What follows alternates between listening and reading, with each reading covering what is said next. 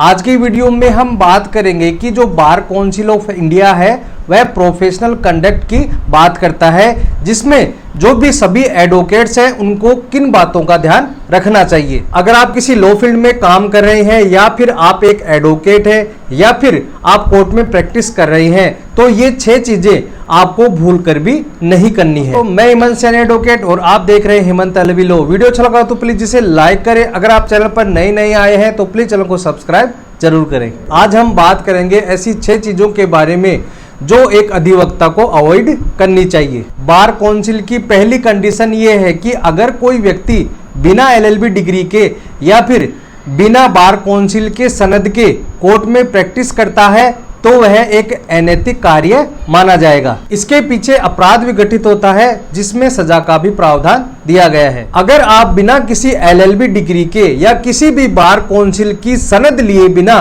Court में practice करते हैं तो एडवोकेट प्रोटेक्शन एक्ट के सेक्शन 45 के तहत उसमें 6 माह की सजा का प्रावधान दिया गया है और IPC 420 के तहत आपके खिलाफ FIR भी दर्ज हो सकती है।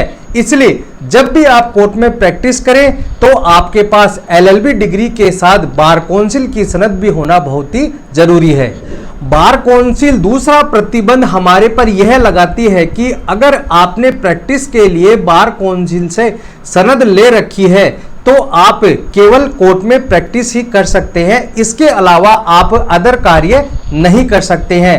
कहने का मतलब यह है कि अगर आप कोर्ट में एक वकील हैं, आप प्रैक्टिस कर रहे हैं तो बाहर आप ना तो बिजनेस कर सकते हैं, ना ही कोई स्कूल खोल सकते हैं, ना ही कोई दुकान खोल सकते हैं। अगर आप कोई भी अदर कार्य करते हैं तो आपको बार काउंसिल में आपकी सनद है उसे सरेंडर करना होगा, मतलब कि उसे जमा कराना होगा। तीसरी बात हमें यह ध्यान रखनी है कि बार काउंसिल यह कहता है कि जब भी कोई क्लाइंट आपके पास आता है तो उसे आप सही राय दें, आप उसे गलत राय नहीं दें। इस संबंध में एक केस भी है, Pandurang Sitaram Bhagwat versus state of Maharashtra, 17 दिसंबर 2004 का यह मामला है।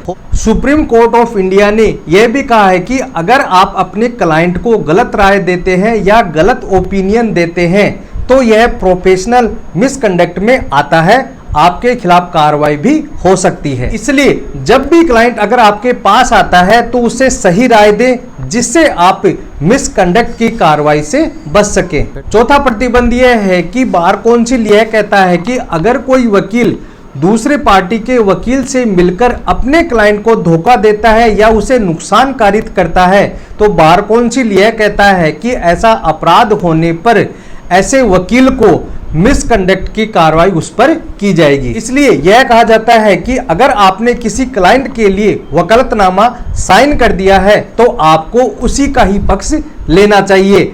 अगर आप कोई प्रोफेशनल मिसकंडक्ट का काम करते हैं तो आपके खिलाफ शिकायत भी हो सकती है। पांचवी सबसे महत्वपूर्ण बात यह है कि मान लीजिए आप किसी क्लाइंट की प्रॉपर्टी का केस लड़ रहे हैं तो आपको उस प्रॉपर्टी को क्रय या विक्रय नहीं करना चाहिए। कहने का मतलब है कि आप उस प्रॉपर्टी का केस लड़ रहे हैं, आप उस क्लाइंट से प्रॉपर्टी खरीद लेते हैं या उसे बेचते हैं तो ऐसा आपको कभी भी नहीं करना चाहिए। अगर आप ऐसा करते हुए पाए जाते हैं तो इस संबंध में एक केस भी दिया गया है, PD गुप्ता वर्सेज राममूर्ति, 8 जुलाई 1997 का यह मामला है। इस मामले में यह होता है कि जो वकील साहब थे जिस प्रॉपर्टी का केस लड़ रहे थे उसी प्रॉपर्टी को ही खरीद लेते हैं। इस बात का पता जब बार काउंसिल को लगता है तो उन वकील साहब की 1 साल के लिए उनकी सनद को सस्पेंड कर दिया जाता है। इसलिए जब भी आप किसी प्रॉपर्टी का केस लड़ रहे हैं तो ना तो उसे खरीदें और ना ही बेचें। और लास्ट में छठी बात जो प्रतिबंधित है वह है हड़ताल करना। देश में जितने भी वकील हड़ताल करते हैं उन्हें सुप्रीम कोर्ट साफ मना करता है और बार काउंसिल भी उन्हें मना करती है। इस संबंध में एक केस भी है, हरीश उप्पल वर्सेज यूनियन ऑफ इंडिया, 17 दिसंबर 2002 का यह मामला है। सुप्रीम कोर्ट ने यह कहा कि हड़ताल करना अवैधानिक है, आप इसे नहीं कर सकते। तो 6 ऐसी चीजें जो प्रोफेशनल मिसकंडक्ट में आती हैं जो कि आप वकील रहते हुए नहीं कर सकते। अगर आप ऐसा करते हैं तो आप पर प्रोफेशनल मिसकंडक्ट की कार्रवाई भी की जा सकती है। तो दोस्तों आज के लिए इतना ही। वीडियो अच्छा लगा तो प्लीज इसे लाइक करें। अगर आप चैनल पर नए हैं तो प्लीज चैनल को सब्सक्राइब जरूर करें ताकि ऐसे नॉलेजेबल वीडियो का नोटिफिकेशन आपके मोबाइल पर आता रहे। धन्यवाद।